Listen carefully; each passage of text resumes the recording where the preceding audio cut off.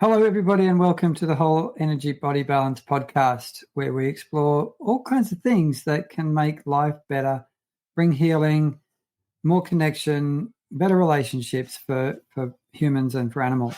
And we hope that we will inspire you. We might challenge you a little bit today because normally when we talk about interesting, deep things, there's some challenge in it.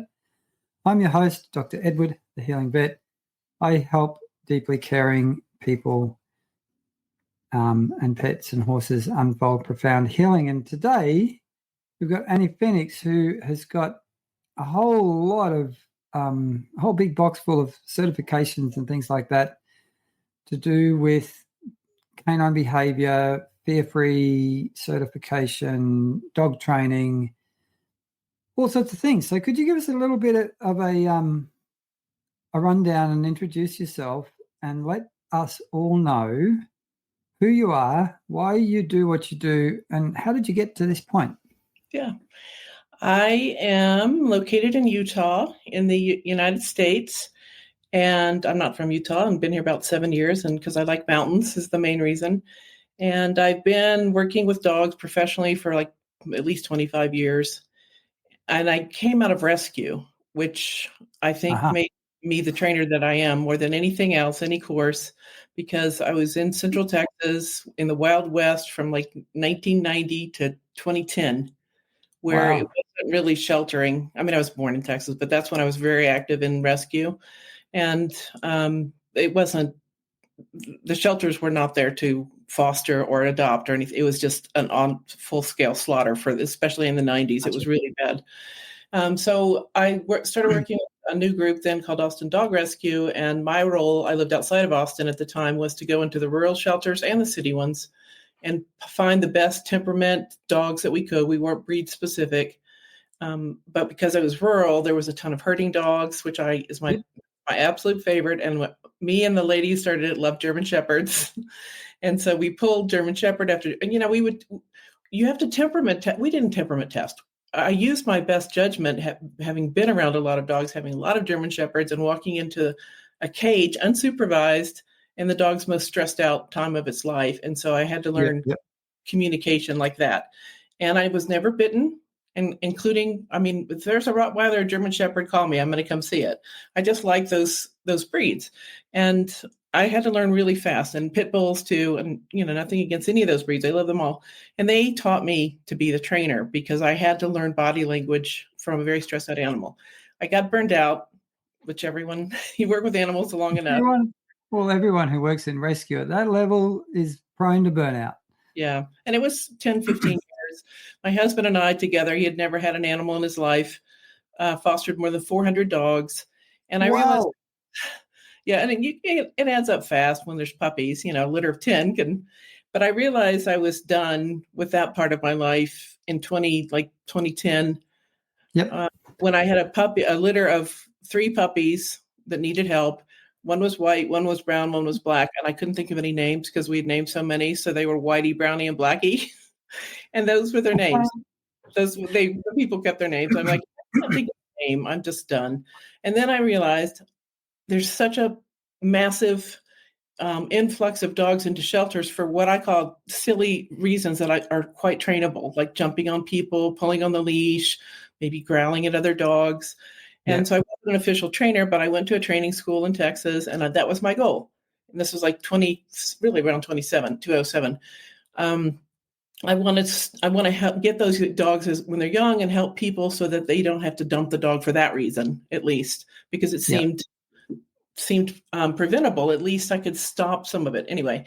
And I ended up going to a Schutzen school, which is totally opposed. If people don't know, it's a sport that's like military style training.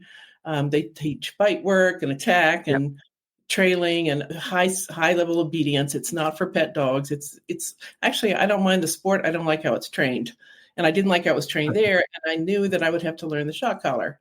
But it was the only school in Texas, and I was totally against it.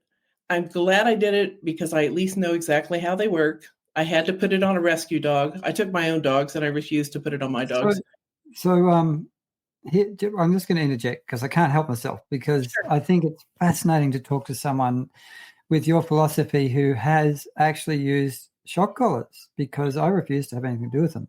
Yeah, I do too. On a philosophical level, it was really the only school at the time, and I wanted certification. That was so important to me, and Yeah. I knew it was going to be difficult, but it has served me well, because one of the big arguments here against the cookie pushers like me is you don't know how to use it. You don't know what you're doing. And Yeah, I'm so like, you've trained and you know how to use them according to how they use them. I know it better than they do generally. And But do you still use them? no, God. Absolutely not. Awesome. I never used them again, and I knew I wouldn't.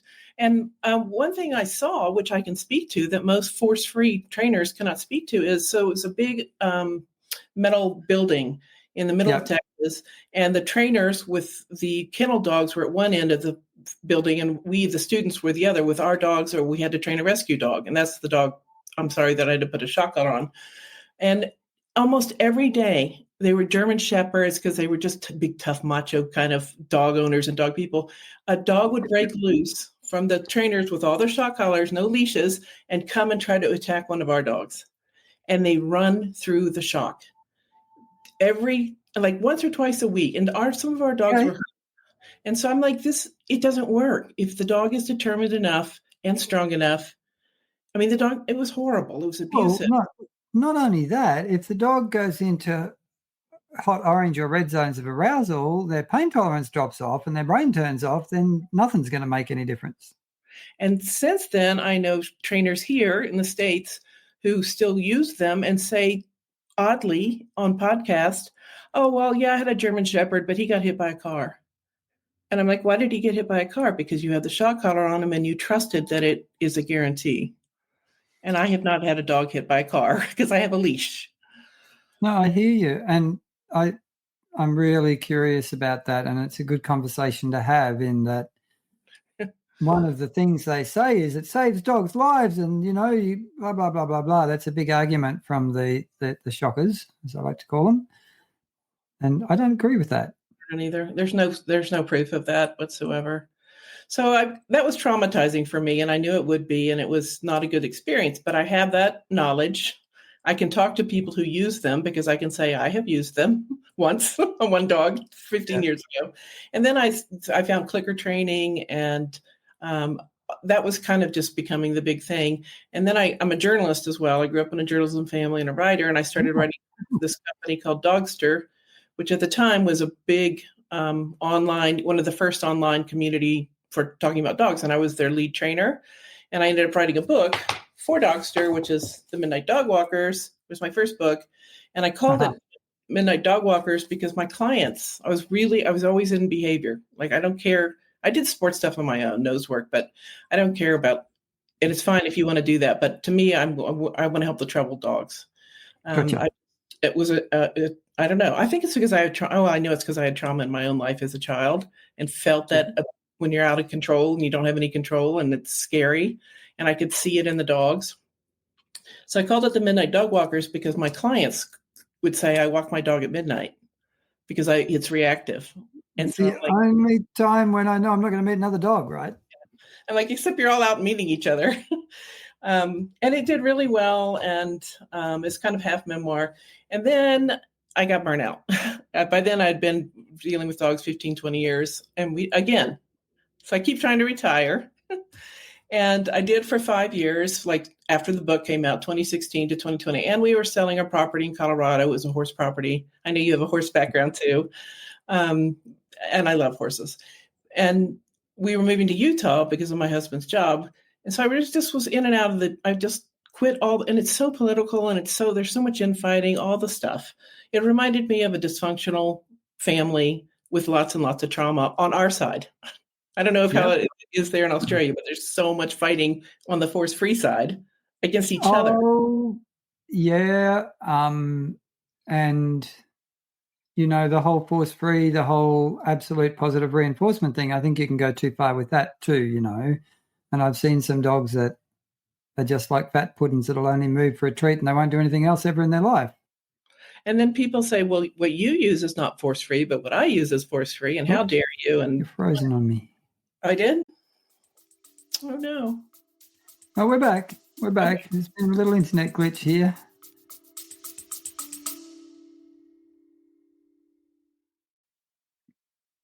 Just taking a short little break from the actual podcast itself. Thanks so much for listening. I just wanted to let you know that I have a modality, whole energy body balance, that I've created over 28 years of working with all kinds of animals with all kinds of problems. And if you want to learn how to get your beautiful hands on your pets to find and heal their silent pain, anxiety and trauma, or if you would like to wake up your intuitive perception and learn how to use energy healing to find and heal all kinds of problems and distresses and traumas in your pet's energy systems, then pop into wholeenergybodybalance.com. We've got home and practitioner programs so you can learn either to help your pets or you can get certified and build a beautiful business out playing with dogs and cats all day. It's a stack of fun. And now we'll head back to the podcast. I hope I probably froze with a weird face. Anyway, so I quit. I mean, I was still working with clients because I've always done that, but I was out of groups. I wasn't participating. I had a good time. I had hobbies. I painted furniture and learned to cook. I spent time with my dogs. And then I was asked by my publisher to write a second book in 2020, COVID. Nothing else was going on in the world. And I almost didn't write this book. And this book changed my life. And I'm training again because of what happened in this book. I'm halfway through Just tell us the name, because some of this is going to be audio only, so we can't see it. It's Positive Training for Aggressive and Reactive Dogs, and it is in Australia, and it just was released on audio. Cool. As well, and it's been a bestseller. It was a bestseller year before it was released, and it's been a bestseller on Amazon. So, cool. And one reason it's a bestseller is I'm a journalist, and so what happened is I almost didn't write the book. I'm like, it's too much trouble. You don't make money. I'm kind of retired, but I said, let me see if there's anything new. I don't want to talk counter conditioning or the 4 quadrants ever again in my life to help these troubled dogs. What is new? And I saw Andrew Hale, who I saw you had interviewed him, and Beyond Operant. And he was interviewing Sarah Fisher and Laura Donaldson, who they're all in my book. And I said, what is Beyond the Operant? Finally, people are talking about something other than operant conditioning. Not to get too dog. So then, what is? Give us a little summary of what is Beyond the Operant. Beyond Operant. We've used operant conditioning for Skinner. It goes all the way back to Skinner and Pavlov, and we're trying. We're saying, we can change the internal emotion around a scary event for a dog through little by little desensitizing. And in my book, I said, chicken will fall from the sky when the dog sees the trigger, a reactive dog. And we're trying to say to the dog, let's make a healthy association. Don't be scared. Yep. Chicken. And for my clients, it didn't often work. They didn't like it. They didn't get it. I thought it was too slow. And no one was talking about trauma, to bring it back to trauma. So I watched Beyond the Operant, which is still on YouTube. It was fascinating. And I got so excited. I said, yes, I'll write the book. And I interviewed 16 experts around the world that were doing fascinating things that were kind of somewhat new to me, like Sarah Fisher with free work. And I got excited again. Probably the first time as a trainer. And I started focusing on trauma. And because of the trauma in my own life. And then I got 2 healers, Finn and Cooper, who are 5 now. I got them 2019. They were 5 weeks of age. And I never took to the person who took them from northern Idaho to southern Utah. So a 7-hour car trip at 5 weeks of age taken from their mother. I only talked to the wife over text. I never met the people. And I said, I'm kind of concerned that they're 5 weeks old. They should have stayed with their mother at least till 8 or 9 weeks. And they're like, oh, we didn't know that. And I tried adult foster dogs. My beloved, highly trained border collies had passed away. So I was in an emotional state anyway. There was a white one, at least red, big fluffy, and a blue healer. And I always wanted a blue healer. Cattle dog, Australian cattle dogs. I've always had herding dogs. I just hadn't had healers. And they were mixed with border collies, supposedly. So 2 of my favorite breeds. And I had tried adult dogs. They just didn't work in the environment that we're in now. And I thought, at least a puppy I can influence. But I knew at 5 weeks, I got them at 5.5 weeks. That is a tremendous trauma. And they were thrown in a backyard, unsupervised, and they were fighting each other over food because they probably imagined they just put kibble out during the day and good luck. Yeah. And so Yep, they get other. That's a massive, massive trauma. And when the brain is still forming, and they're just, to me, they're just saying, "Am I safe or am I not safe?" And they're like, "We are not safe. We are definitely not safe." And it took me, because I took so many photographs, because I didn't have enough from my previous puppies 20 years in the past. Gotcha. Yep, I took photographs and videos, and I noticed that on the 7th month, their bodies relaxed. So they trusted us, but their body they kept the score of that. Oh, and they had worms, 2 types of worms, and fleas. Gotcha. So they were neglected. Yeah.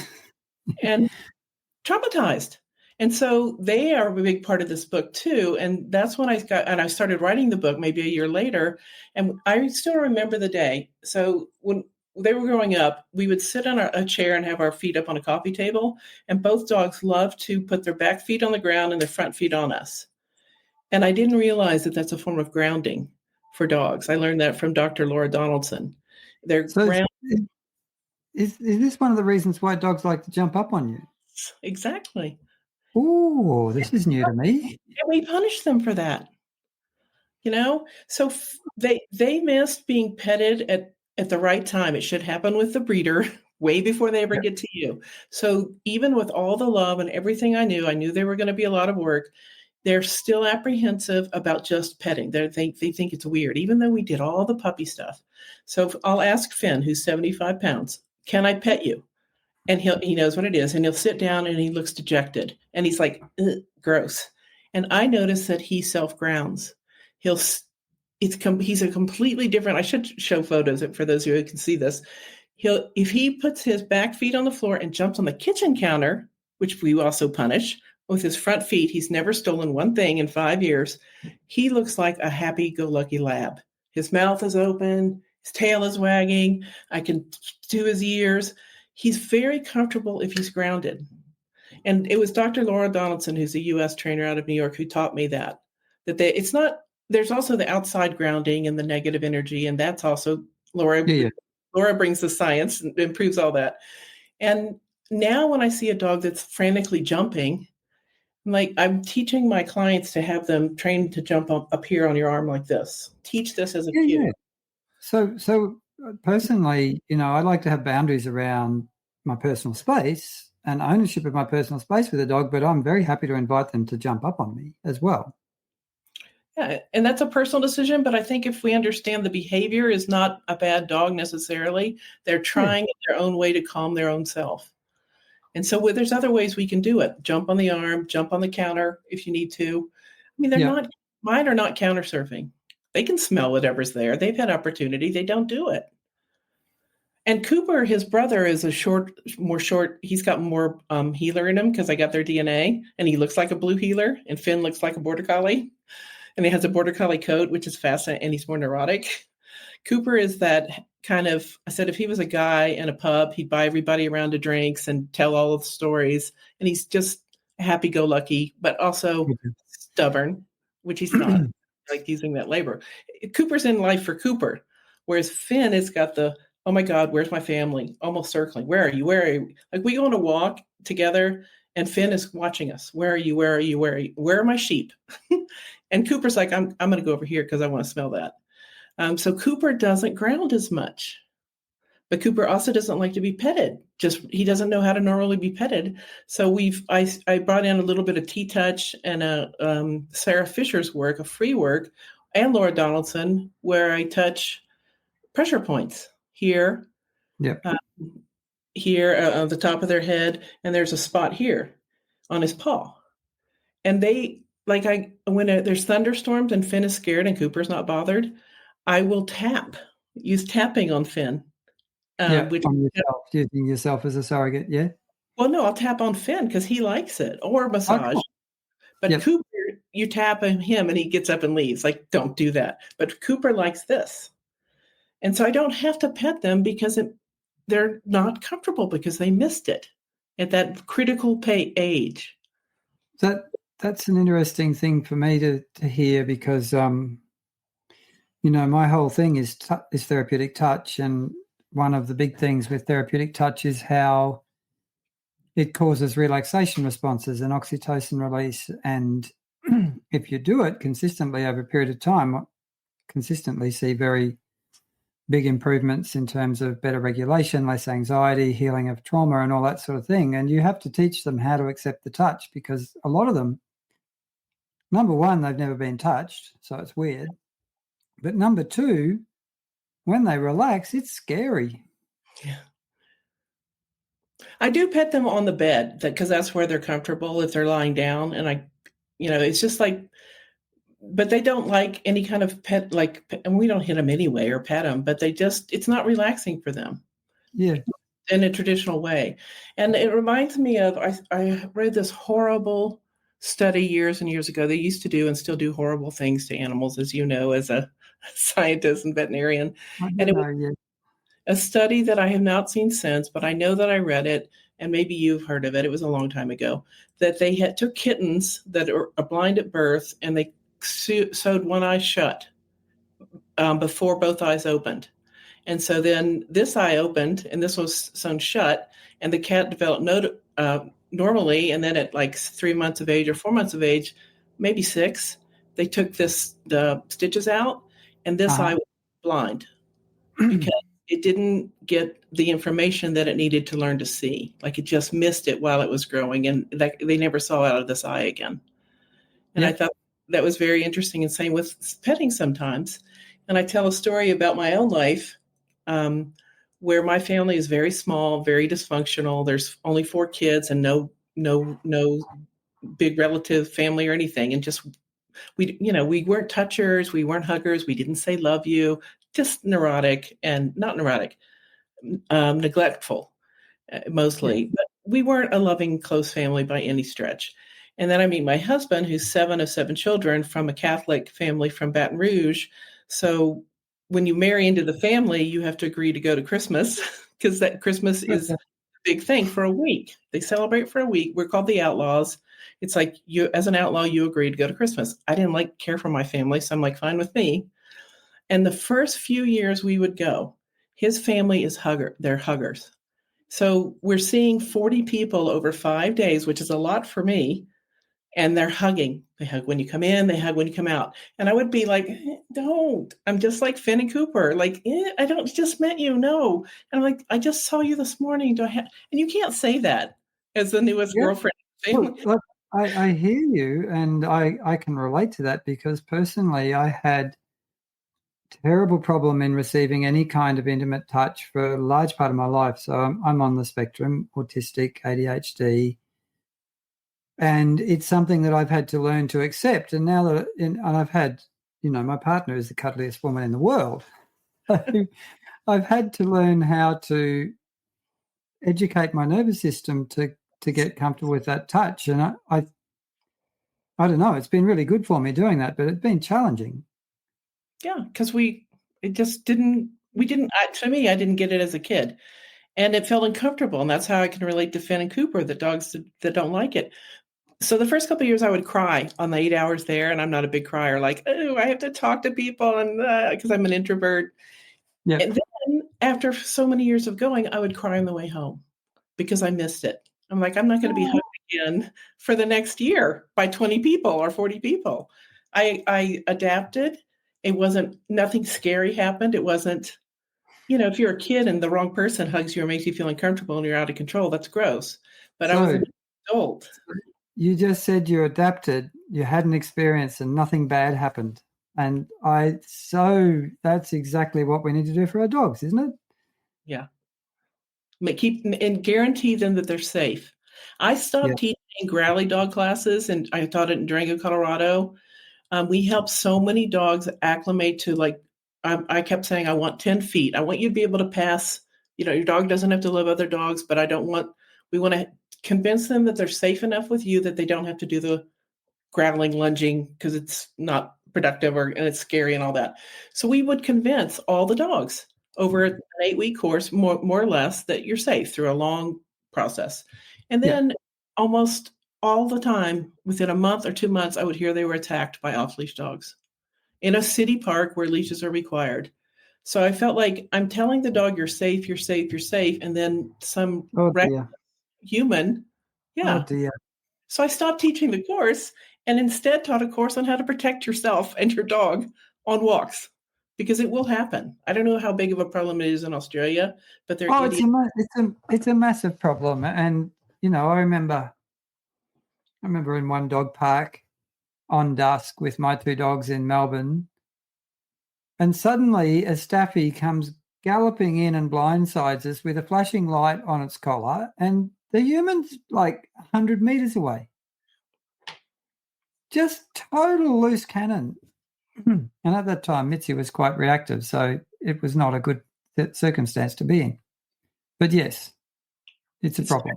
It's terrifying, and it seems to be almost everywhere. So I got defensive and reactive. Like I am now, because I had senior border collies, and I'm like, your dog is not allowed to hurt my senior border collies. These are my children. And now my two, so back to Finn and Cooper, I didn't care Yeah. about training anymore. I was burnt out. My border collies had lots of titles. They were nose work competitors. Echo became a therapy dog at age 6. And they were semi-feral when I got them. They were also brother and sister. So they loved it. They love that work. Sometimes some of these border collies are like, I want to work, I want to work, and they loved it. And we had a great relationship. To me, they were wonderful, perfect dogs. I get these highly traumatized young healer throw some healer in there, and I knew that I had to heal them versus train them. And they did all the sit down stay in the world is not going to help trauma. It's Yep. it's it's stupid. And we've always told people, sit down, stay, take your puppy to puppy school. Well, the puppy's traumatized because it just left everything it ever knew. If it had a good home, even if it had a bad home, it's still what it knew. And I'm trying to get people to treat puppyhood as sacred as it is for a mom and a human baby. We know that they need that connection. They need the skin to skin. They need, normal countries, unlike my own, give 6 months or whatever of mother baby time or even paternal time. We know it. And so we treat infants and mothers with more respect, a little more. We know that it's important. And we don't with mother dogs and we don't with the puppies. It's like 8 weeks go. And I don't No. I started training Gem, our 14-month-old whippet, as soon as she got here at 8 weeks. I started teaching her things, but also did a lot of touch work and healing work right from the beginning too, to help her not only heal, but to teach her how to regulate and relax, which humans are dreadful at teaching dogs. They're very good at teaching dogs how to be raised up and over the top and excited and stimulated because we're monkeys, and I think we're really good at being monkeys, but we're not very good at giving dogs what they need on that level yet. And I say to now, it's a difference. Are you raising your dog? Are you training your dog? Are you training your Oh, child? Are you raising your child? And I say to my clients, I want you to be that mama bear and to nurture your dog first or your papa bear. Go ahead and nurture your dog. They start crying because they're so, like, what it has to heal. It has to, I think we will get to that. I'm not saying if anyone's listening, don't ever train your dog. I trained 5 skills, really 3 that were important to me. Come when you're called because that's life or death. yep. Don't jump on me, preferably. Yep. Stay down, respect my space if I ask you to. And the others for me, because of my lifestyle where we live on a corner in a busy neighborhood with a wooden wire fence. So kids come by and stick their hands through the fence. So I'm like, I need you to like people and not be scary. And I need you to like other dogs because I have other dogs coming through to the best of your genetic capability. And they do that. My dogs do that. And preferably don't yank my arm off on a leash on a walk, but you can sniff, and it's not about healing and making me look good. All my other dogs had all the training. I know I can do it. But these dogs are the happiest dogs I've ever had. And they're silly. And they're like, it's a miracle to me, given what they had to begin with, and that it took me 7 months to earn their trust in their bodies. And with everything that I know, I can't imagine an average person with two people in a job and 3 kids in the house being able to devote the amount of time that my husband and I did because we don't have kids and we worked from home. I mean, it was a lot of work. They were attacking each other as well. which I Oh, think wow. that's why people think they're sibling problems. And I haven't seen anything about that. And this is my second pair of siblings. But to me, they had so much nervous energy and that they had been together their whole lives. And so they would play. And then one would bite really hard and squeal. And when one squealed, the other went in harder. And they were Gotcha. Yeah. tight. So they didn't get that, I don't know, 5 to 8 weeks of bite inhibition training and socialization that they would get with their mum and the other puppies and that sort of thing, probably, hey? And learning to back off. They were, and I even said to my husband, if I can't fix it, I'm going to have to get rid of Cooper because he would not bite. I knew that Finn was going to be a biter, and he proved me right. He hasn't hurt anyone, but he will because he's a cattle dog, and Yeah. if he's pushed, he's going to use his teeth. Cooper will not. And I said I need to probably rehome Cooper while he's cute and small, but I said but I don't want to. So I started puppy play dates twice a week at about 2 months old, 2 or 3 months. And then COVID hit because I got him in August of 2019. But, yeah, we went through February, but those other dogs taught them what I could not, which is to back off. And if I yelp, and if I give you cut off signals or stop signals, you need to stop. And some of them were bigger. They were all about, I questioned everybody. And so now I'm like, there are times, especially a young dog, they have to learn it from other dogs, safe dogs. They need to. Yes, absolutely. And I use Gem, my little whippet, with puppies to do that. Except she won't teach really pushy puppies how to back off, so she's too soft for that. But okay, so you said, you've started to touch on this first point we're going to cover. We have to shift our thinking, healing first, training second. So what do you do? What do you use? What are your strategies and skills for healing trauma in dogs? Yeah, I love that question. And I'm sure owners, that's, now that we know we need to do it, how? And every dog is an individual. So, it's like some dogs may crave petting and that gives them comfort, and mine don't find it as comforting. So I don't do it as much as I might a different dog. So a lot of it does depend, but I do know that they need to feel, and I got this term from Laura Donaldson, who I've learned so much from. She told me about the grounding. She's trauma informed as well for humans and dogs. She calls it deep safety. They need to feel deep safety, particularly when they're taken as puppies or you've got the dog from the shelter. I say to people, what number home do you think you are with your dog? Oh, I'm the second because I got it from the shelter. I said, no, he had a home before the shelter, probably more than one. The litter home, however scary that was, because most of them are not well done, adopted or bought or whatever, shelter, you. Probably. So at least 3 other homes, probably 4. That's a lot for anybody. And so they come up with their own code. So it's not just for puppies, but puppies, we have a unique opportunity to prove to them you are safe. And so my big message is slow down. Don't get a puppy on Thursday and have a kids party on Saturday so all the neighborhood kids can come stick their hands on the dog. We've been so wrong about socialization, the way we do it. They have to be socialized. But I say that first 30 days, whether it's a shelter dog, an older dog, or a puppy, this is the time for you and the dog to get to know each other and because everything is new. The smells are new, your house is new, your routines are new, even if it lived in a house. Everything is, but particularly for a puppy, the whole world is new. And so I'm like, please, 30 days. And if you have vacation time, people will tell me, good, loving people will say, I've gotten a puppy. I'm picking it up on Thursday. I'm going to stay home Thursday, Friday, Saturday, Sunday, Monday, I go back to work and it's in a crate. Like 4 days is not enough to acclimate from being everything that it just lost. And I said, take a week off. If there's 2 adults, take 2 weeks off and you each take a week. And and that's the time to teach them some self-regulation, start reinforcing calmness in between the frantic puppy stuff, laying down, chewing. They have to have something to chew on because that's self-soothing, appropriate things. It's really that 30 days. I learned this from a horse trainer. He was kind of a jerk cowboy because I had a horse off the racetrack. at the time. And I took him straight to a weekend trainer who I thought I'd heard good things about. And I was so worried this horse was going to buck me because he was a pony horse. So he ran in circles all day long. He didn't really have any training, and he was huge. He was a big gruya horse. And I was scared of it. And I was on the horse clinching, and I kept turning, just waiting for him to erupt. And I wasn't helping that emotional contagion. I was not helping the horse calm down. No, I wouldn't. No. And he screamed at me in front of everyone, which is not the best way to learn, but it stuck with me. He said, "You on the blue horse, do less faster." And I go, "Do less faster? What the heck?" I was so stressed out.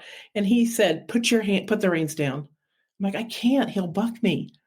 "Put the reins down." I'm like, "Yes, sir." And I had to put him down, and it was hard I just was holding onto the saddle. It was a Western saddle for dear life.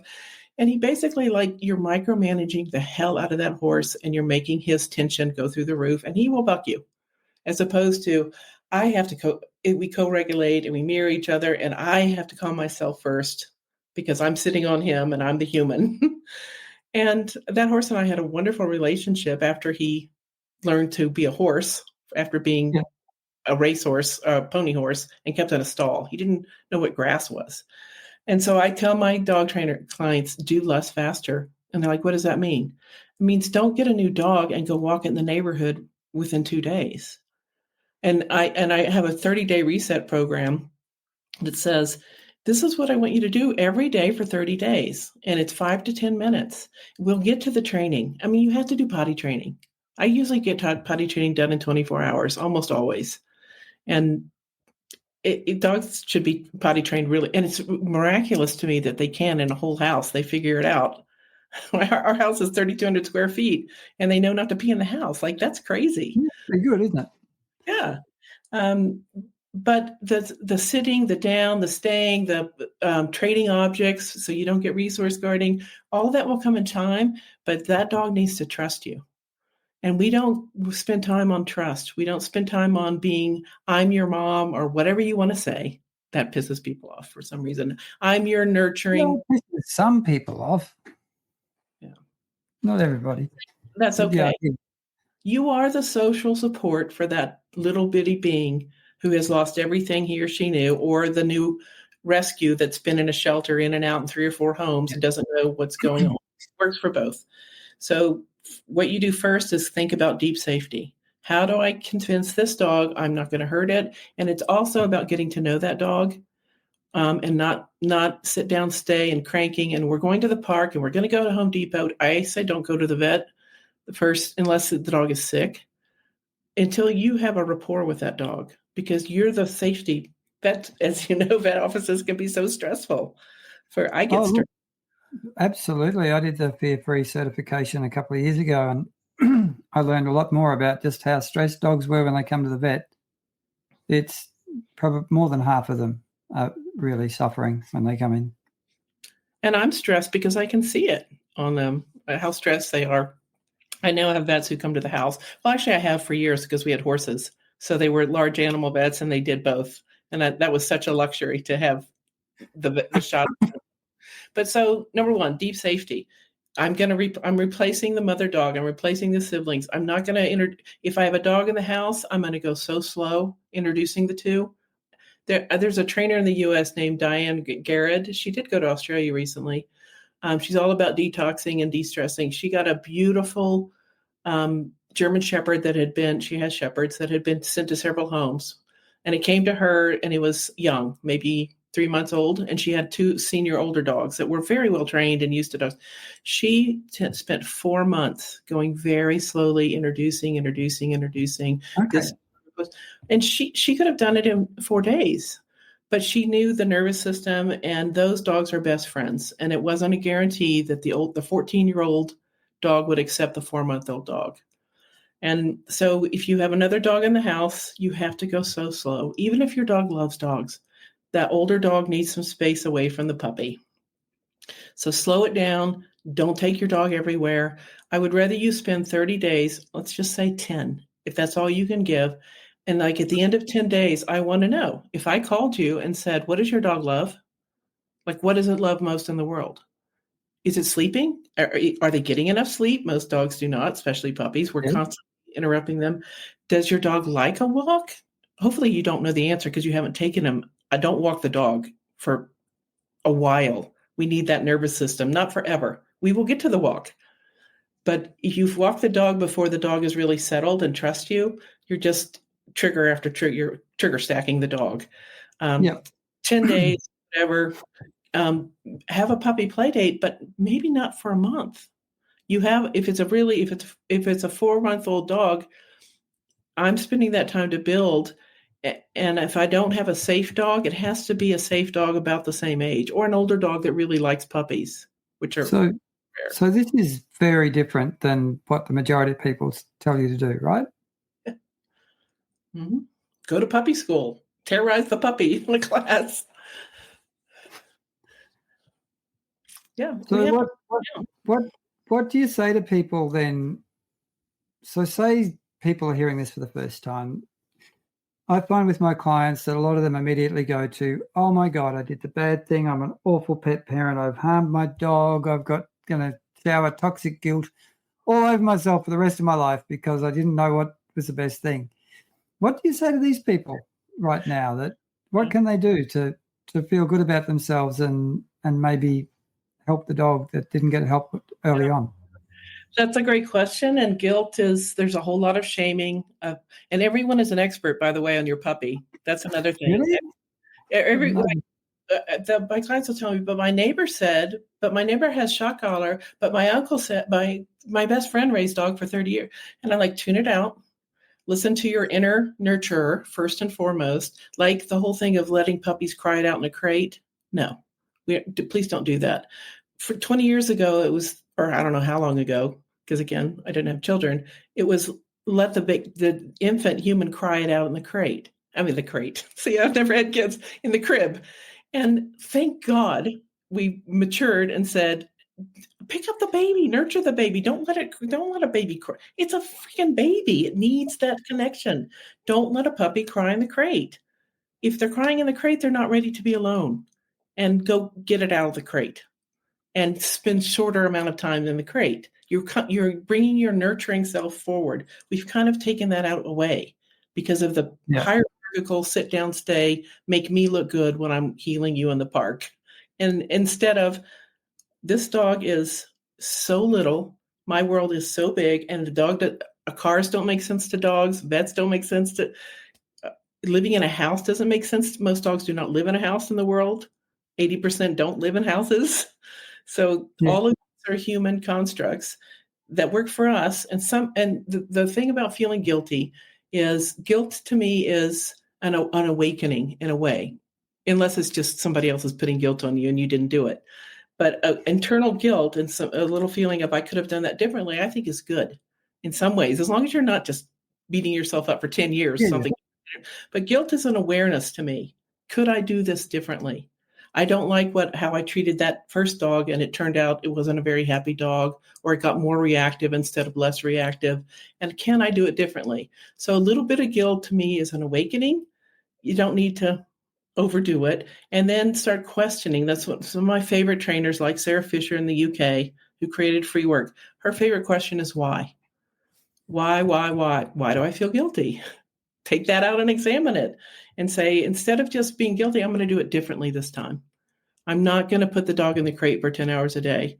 I'm not going to take the dog to Home Depot and after 2 days after I got it out of the shelter.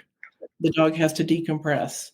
I'm going to switch and say, instead of what is my dog doing for me, because we put so much expectation, like all the COVID dogs that people got because the world was freaked out, those dogs are the trouble that those dogs have because we had to go back to work. And I think it's because the world shut down and we were terrified, and dogs are very good at, many dogs, at comforting us. Yeah. And then we have that expectation. And then it's like, the separation anxiety, I saw a study from like the dogs from 2020 to 2022, up 700%. Noise phobia is through the roof because we gave them one thing for the first year of their life. And then, sorry, I got to go back to work and you're whatever. So if you have guilt, listen to it, learn from it, and say, I'm going to figure out a better way. And honestly, when I say to people, you know how to nurture, even if you don't have kids, unless you're a psychopath, you know how to nurture something. So you may not get it exactly right, but if you know that you're creating a safe space for your dog and you take some time to educate yourself about a dog, dogs need 14 to 16 hours of sleep. Puppies have to have those naps. They have to process what happened to them. Um, Mine were like just maniacs if they didn't get their naps. Like it was Montessori school for 6 months. We're Oh, in yeah. canine enrichment, and I was much more concerned about enrichment and creating resiliency and creating joy. All resiliency and joy has gone out the wayside for dogs because Okay. we're just micromanaging the hell out of them. And Oh, don't be yeah. There's no freedom. Any dog that experiences any frustration, the human instantly rescues them so they never get to work through frustration and learn how to regulate and become resilient. So joy and resilience, how do you support that in a practical way? How do you help dogs enjoy those? yeah, Well, they're skills in a way, aren't they? yeah. And it's up to us to teach them that. They don't I mean, they do have inherent things, but particularly like mine that were taken at 5 weeks of age, their answer was to attack each other because they were so stressed out. That's not joy. That's not resilience. That's not going to be good for the rest of their life. So we did a lot of separating. My husband would take one, and I would take one. I would have done that anyway, just so they can be okay by themselves at some point. They slept in separate crates immediately, but if they were scared in the crate, I would get them out and go spend some time with them. Most of the time, we did so much enrichment, but mostly I was outside sitting in the front yard with them, is what I was doing because our yard is fenced and it happened to be lovely weather. And I spent so much time, and I loved it. I loved being outside. I did all my work outside, and I changed my schedule, particularly for the first 30 days. I'm there. I'm your support. And I started teaching a recall right away. So people might have heard me say I teach healing first, and we'll get to training. Recall is so important to me that I do start teaching that. But that a recall is also a relationship. I'm asking you to. Say that again. Everybody, listen very carefully to this. This is pure gold. A recall to me is a relationship. Like if we could see what they smell, we would be shocked that any dog ever comes back to us outside. And because their nose is so powerful, and we're asking them to ignore it. Ignore the deer that came through the yard last night. Ignore the cat that wandered through the yard, even if it's just your yard. Ignore all that and come back. And all the things that they can hear that we can't hear. And it's remarkable. And I can tell, to me, what is your relationship? Off leash work with your dog. That's the other thing. I always do off leash work in a Yep. safe area. That's training. That's a relationship and giving you a choice. Do you want to come to me? No. Why don't you want to come to me? How can I inspire you to want to come to me? Yeah, have I scared you, or are you just being a puppy? Or did I call you when you were really involved in a sniff instead of waiting until you kind of looked at me anyway and made it successful? My dogs have excellent recalls, and they always have, because Another thing that people can try is to tape up your mouth and then work with your dog so you can't talk, you can't make words, and you can't do the human vocal thing. And that can be deeply frustrating, but it can be a very powerful learning experience too. and they're so into watching us, and so your body language is crucial.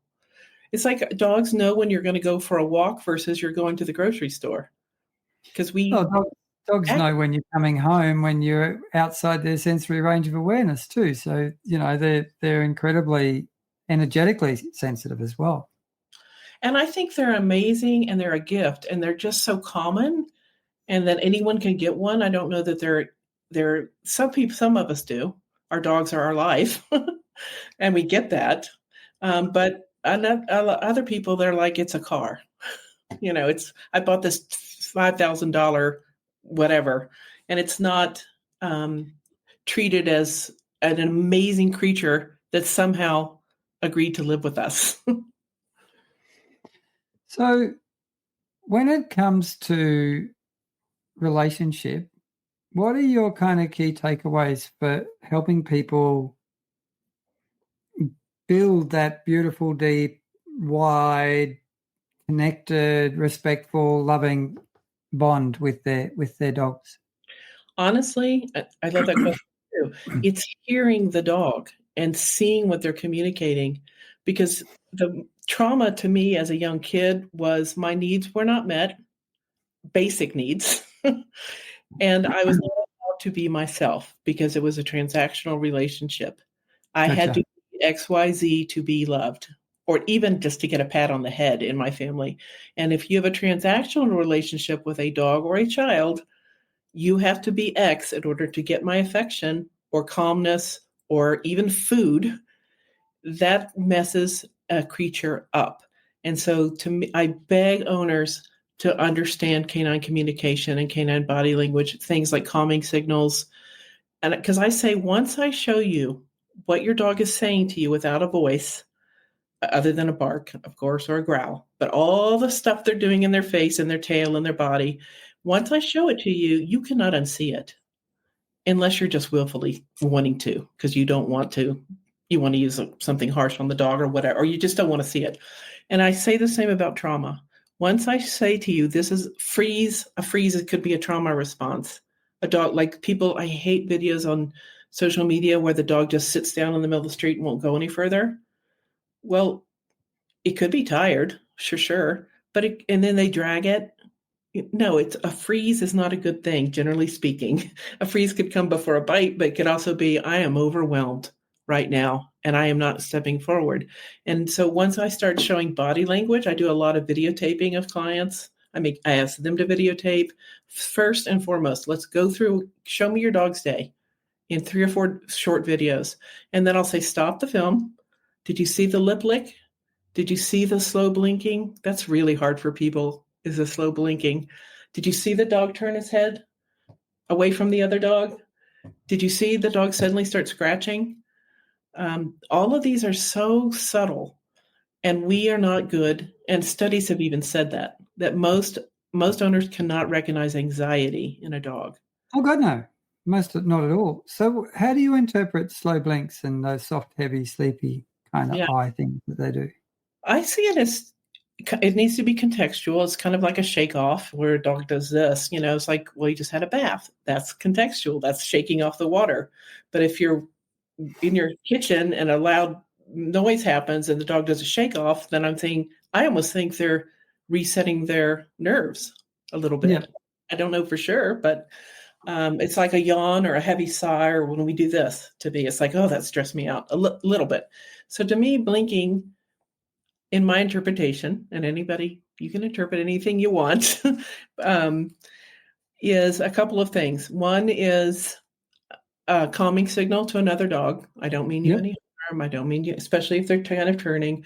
My dog Finn is exquisite, and he's white with dark eyeliner around his eyes.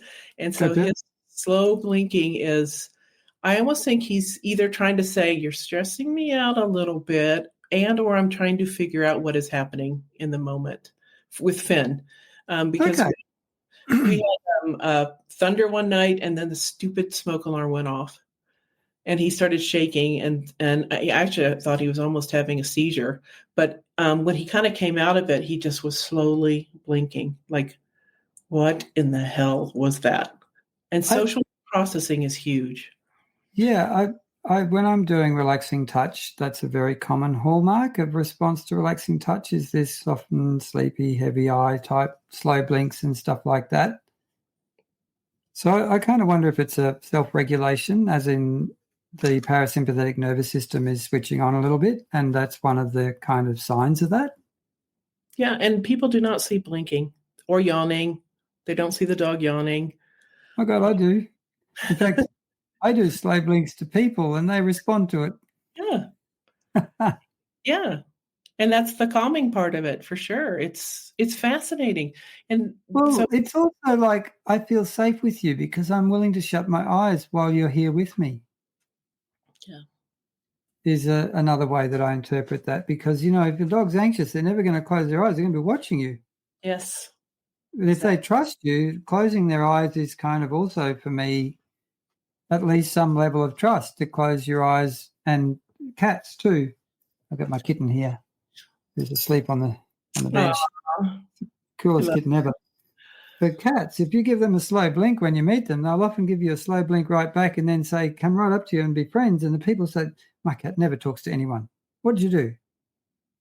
Yeah, we should challenge people. Go start blinking at animals and watch them blink. Slow blinks, and I call them eye kisses because I have situations where dogs will come and do that, and it's in a relaxed context, and they're just wanting to connect and communicate.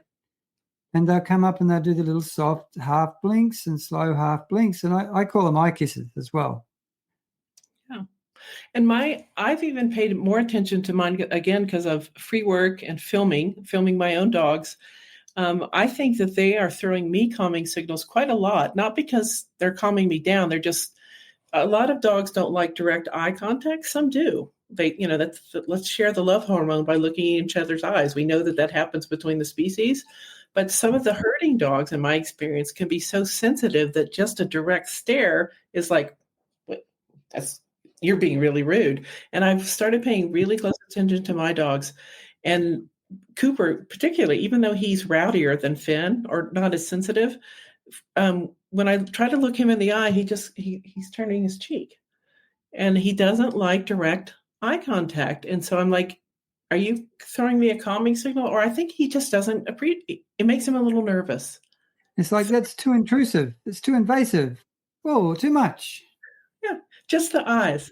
So imagine how we touch dogs and our hands are all over them. We just throw on a harness or whatever and drag them by the neck. I mean, they're giving us so many signals. And that to me is the first step, is watch videos, find out which are good and healthy ones. Like Fear Free Pets has a ton of a very extensive video library. I find a positive reinforcement trainer, and there's one I love in Canada called Happy Hounds Dog Training. She's got excellent videos. There's so many really good ones that you can trust, but if you don't know who to trust, you could go down a rabbit hole. When I wrote my first book, I typed in 2015, aggression in dogs. And at the time, Google would say 680 million responses in 2.3 seconds. So if you're dealing with a dog that's growling and lunging and you go to the internet, you could get Jim Bob or Kathy Sue, who has no training whatsoever, not a single certification, and says, "Oh, I can cure your dog's aggression guaranteed in 30 days," because they can go get a collar. Use some discernment, and Speaking of yours, and that's where listening to yourself and your own heart comes in. And if you're like, that looks harsh, I don't want to spray my dog in the face with a water bottle. That seems gross to me. Yeah, it stopped it. But what does that do to the relationship? Or I'm not going to throw a chain at my dog on the floor or crate it or scare it. A lot of us can see, particularly if the dog is crouching or has the whale eye. I mean, use your heart. We've gotten away from that in training because the science says that's what has happened in the industry anyway, as trainers. And it's like, that's going back to joy. We get dogs for a reason, and most people get it because they love dogs. A lot, not all people. Some people are assholes to dogs for sure. Yeah. But and if you get so bogged down into the training, or you have a difficult or frustrated dog or anxious dog that's barking and lunging, and then your frustration grows and you don't get help from a qualified, and there are fewer and fewer force-free behaviorists or behavior consultants who really can help with reactivity. And a lot of it is because they're not looking at it as a trauma response. My dogs actually were also car phobic because of that very early journey. Taken at 5 weeks, they were in a truck for 7 hours. In my mind, they were just in the back of a truck, maybe in a crate. They were the most phobic car, and I've worked with car phobic dogs before, mostly counter conditioning and desensitizing. When I was writing, I wrote a whole course about them because now they're mostly over it. We go places every week. I didn't for 2 years because they had streaming diarrhea and streaming vomit, and their hearts were pounding so hard. It was traumatizing to them to be in a car. And we tried the medication. We work with vets. And if one more person told me, give them ginger snaps. Yeah, that'll fix it. That'll fix the trauma. That'll cure the trauma just like that. Ginger snaps does not fix trauma. Counter conditioning does not fix trauma. So I all my dogs I would hike with, and these two never went hiking with me, and I started missing it. They were fine in the neighborhood. They didn't care. That's what they grew up Yeah. with. But I knew that we could be hiking in these gorgeous mountains. And it was weird to me to walk without a dog. Like I haven't done it in 30 years. Like, what's the point of walking if you don't have a dog? And so I missed it.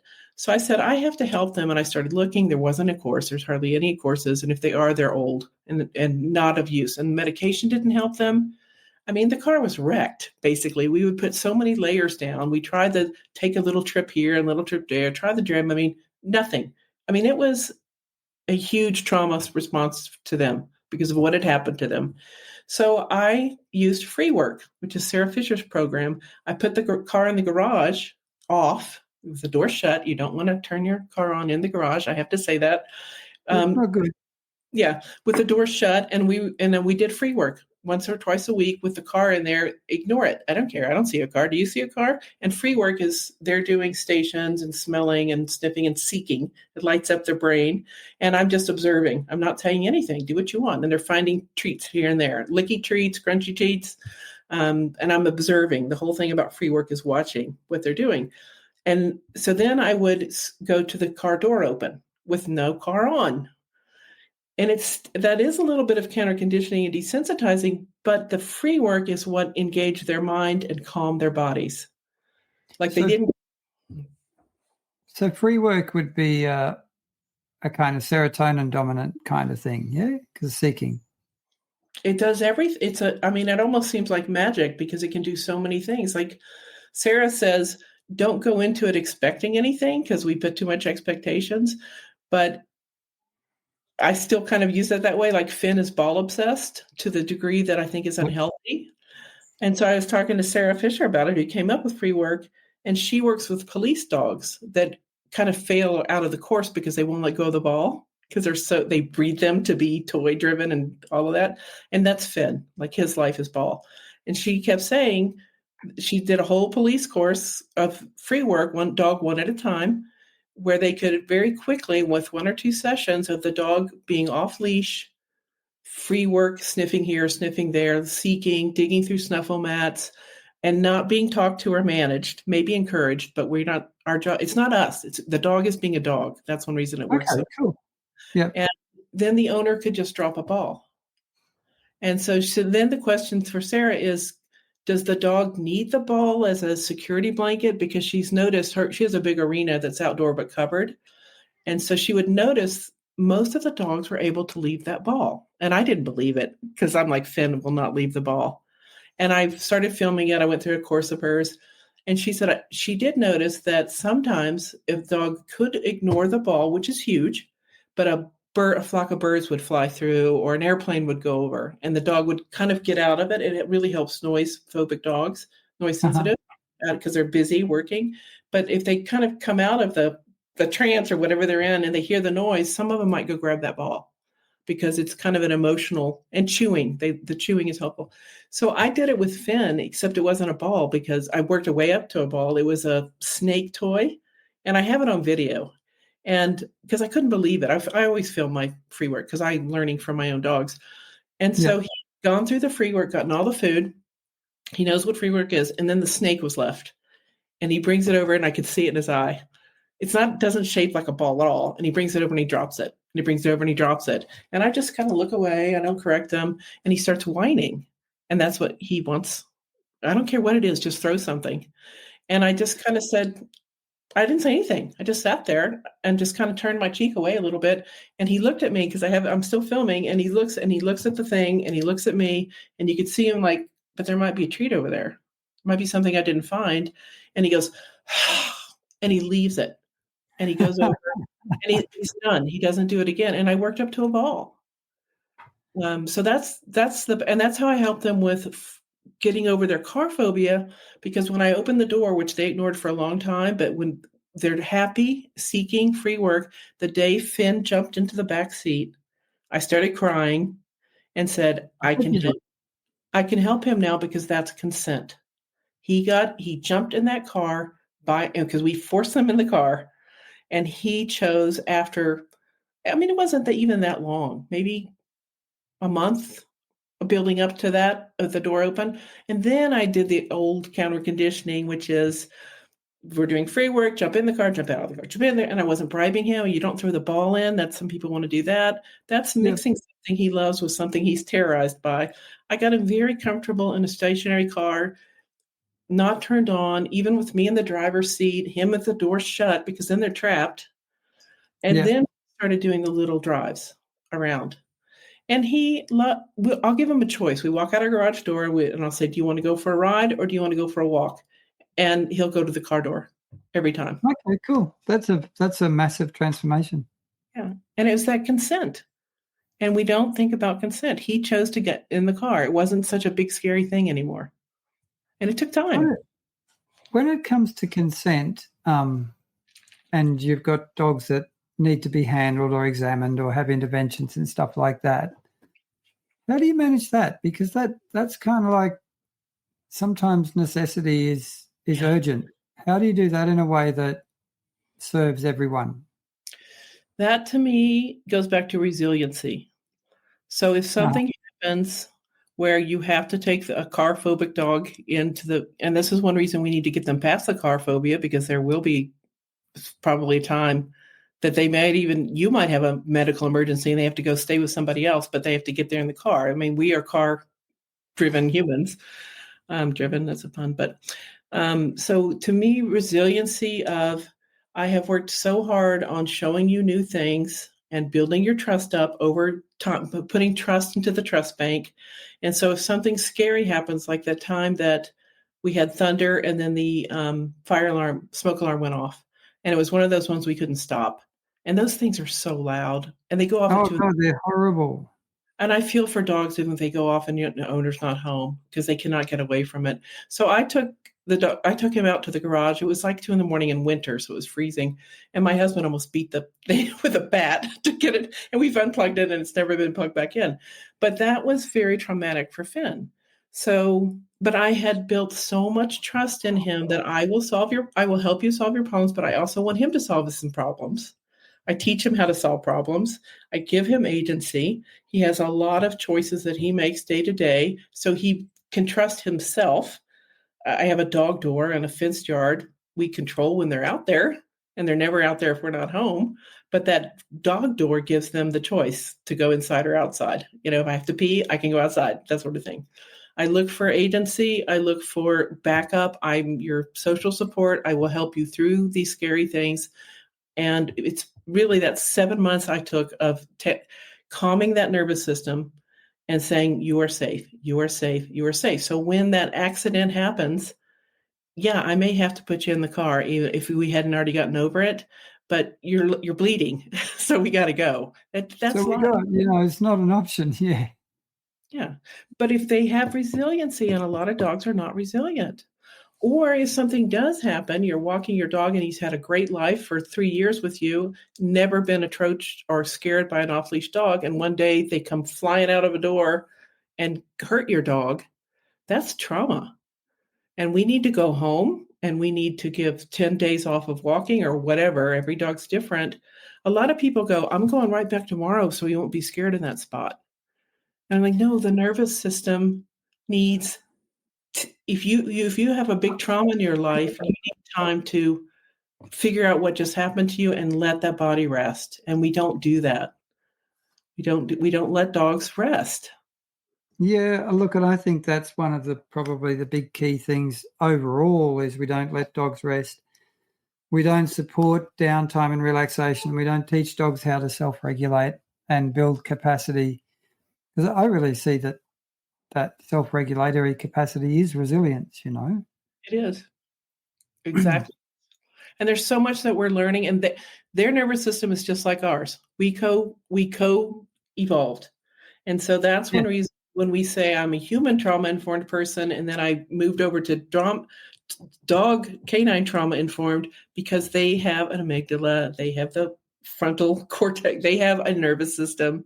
They can respond in many of the ways and do respond that we respond physically, like our bodies, the freeze, the fight, flight. A lot of dogs just want to escape and get the hell out when they're scared, but we've put a Yep. leash on them. And the So fidget. and the fidget, of course. Yeah. So if you can help a human body regulate, like talking, like I had a startle reflex for many years, and a cold shower finally helped me when nothing, you can't talk through a somatic body response in talk therapy. It's like a ginger snap. It's not going to help solve trauma. Oh, look, I agree. After my second marriage, I had post-traumatic stress because I'd spent 7 years with a covert narcissist, abusive type human being. And that somatic experiencing approach changed my whole life. And now that's my core practice. And when I do my somatic practices, I see all the dogs in the room relax in response to me doing an internal practice. Yep. It's Which is crucial. kind of cool. Oh, it's absolutely the thing. And it's like we put training before healing and training before trust traditionally. And we put learning and school and rote and society above somatic body work. When to me, that was my final, I mean, you're never finally healed, but it was the missing piece that I could never get to in my own trauma is the tapping, the cold water, deep breathing. It's like it should be taught everywhere, and it's just not. And for a long time, it was ridiculed. In fact, I have this. I wanted to bring this up. I don't know if you can read this. You probably can read that. I'll read it. Peter Levine, and this is from the CPTSD Foundation, which is in UK, and I love their stuff. It's a incredible website, and I love their memes. But that's where I got it from. Peter Levine is a psychologist. Trauma is perhaps the most avoided, ignored, belittled, denied, misunderstood, and untreated cause of human suffering. And I scratch out human suffering and say canine suffering. It's for both of us. Yeah, and equine, you name it. Especially horses. I don't have horses anymore. Well, they passed away. I kept them until they passed away. But I can't stand how horses are treated. In Texas, give me a break. I rode without a bit, finally. And I had a runaway horse. He didn't ever buck, but I almost went through fences with him, and he didn't like the bit. And because I took the bit out, and I learned how to work him in just a light harness halter. Hackamore, halter, yeah, those things. He never ran away. That alone, I think, it's like a deep breath. I don't need to outrun the bit. Yeah. What an interesting conversation we've had today. We've covered a lot of ground and a lot of really important ground, I think, and you've certainly given me a whole lot of food for thought. I've given everyone else out there who's listening food for thought. So one question that we'll finish off with: what is the change that you want to be and inspires others to be in this world? I think it goes back to what I said about seeing dogs as something to cherish and not just an accessory. It's not a fashion statement. It's a living, breathing, feeling dog that is animal that is very similar to us, and they're a gift, and they've given us a gift of quiet understanding of us. I feel like they have to understand us, and they do because they're watching us constantly. They can be such a source of emotional relief for us because of their natures. Like, we don't have raccoons in the house. We don't have possums in the house. You don't have bears. You shouldn't anyway. And this one animal of all the animals said, yeah, you're kind of cool, or whatever happened. And over 30,000 years, we have this incredible opportunity and relationship, and they've been so helpful throughout our history. They used to all have jobs, important jobs, guarding the flock, or, Rottweilers I had a Rottweiler, and they used to carry like a wagon behind them, and the butcher put all the meat back there because the dog wasn't going to let you get the meat, but also just useful. They were, and the little terriers were getting the varmints. You don't want mice back in the plague days. I mean, they've served us so well and so honorably. And I think they're a very kind species that is easy to mistreat because they don't have a voice. They don't have lawyers. They don't have lobbyists. They have their teeth. And if they bite, it's probably the end of the road for them most often. And they're just I mean, they're a gift from somebody. I don't know who. And I want them to be elevated to that they deserve all the respect, all the gentleness that we have to give them that maybe we didn't get, and Yeah. to honor them and to say they have a right to have a good life. And what there is important to them may not be important to what may be important to me. Like I want an agility dog. Well, my dog may hate agility. Then we say, Yeah. Yes. Yes. yeah, they deserve a wonderful life. And how many of them? And a wonderful life to a human is, I was going to say American, is maybe the nicest car or the biggest piece of jewelry or the trip to Cabo or whatever. I don't know what it would be in Australian terms, but it's stuff and it's experiences maybe, or the best dinner. That's not what a dog makes a dog happy. And it's up to us to know what it makes a dog happy.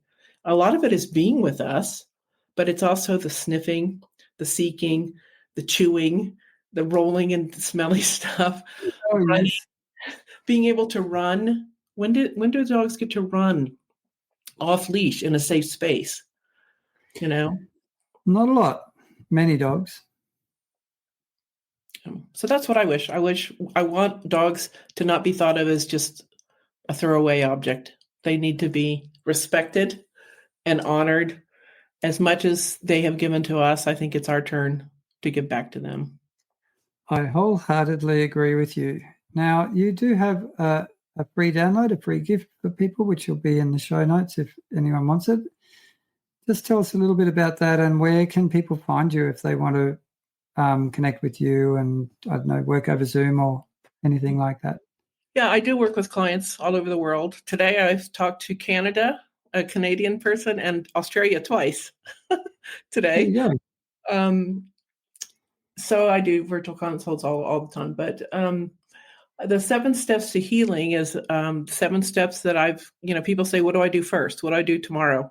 My dog's traumatized. What do I do? And so it's a free 7-step process of here's the 7 things you can do. Does it have to be in that exact order? No, it depends on your dog. But it's the slowing down, recognizing body language, some of the things we've talked about tonight. So that's free. And then I started an off Facebook community called the Canine Trauma Clinic because I've even had trainers tell me that dogs can't have trauma. And I'm like, do they have a nervous system? Of course they can experience trauma. Like force-free educated trainers, like that's silly. Yep. Like, and so there's still a lot of education that has to be done about trauma. And trauma is how we respond to our life. You could be in a car wreck and it doesn't scare you as much as me being in a car wreck scares me for a variety of reasons. Maybe I had a scary one when I was a kid. Your house burns down and you move on, or hurricane or whatever, you move on pretty quickly. I maybe can't, and I'm traumatized by the idea of fire. It's how our body system responds to what life throws at us. So I started the Canine Trauma Clinic. It is on Mighty Networks. It's a paid community, and people can get all of my courses. All of my courses are about trauma healing because there's big T and little T's. There's this, and the faster you help the smaller T's, then it doesn't become the big T's. Absolutely. And my website is choosetotrainhumane.com. Just say that again, please. My website is choosetotrainhumane.com. Choose to train humane. I like it. Choice. It's a choice. Every day you wake up and how you're going to treat your dog is a choice. That's true too. Thank you so much for your time and your wisdom today. It's been really fascinating. We'll say goodbye to everyone now. If you enjoyed this, please, give us a rating, share it with your friends.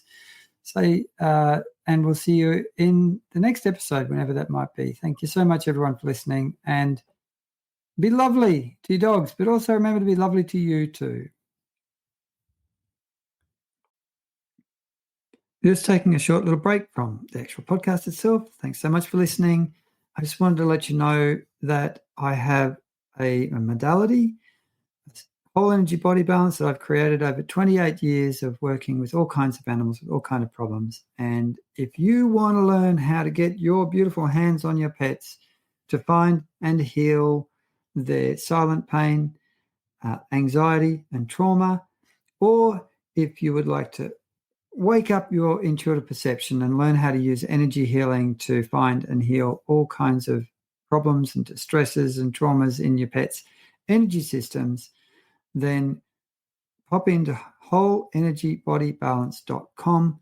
We've got home and practitioner programs so you can learn either to help your pets or you can get certified and build a beautiful business out playing with dogs and cats all day. It's a stack of fun. And now we'll head back to the podcast.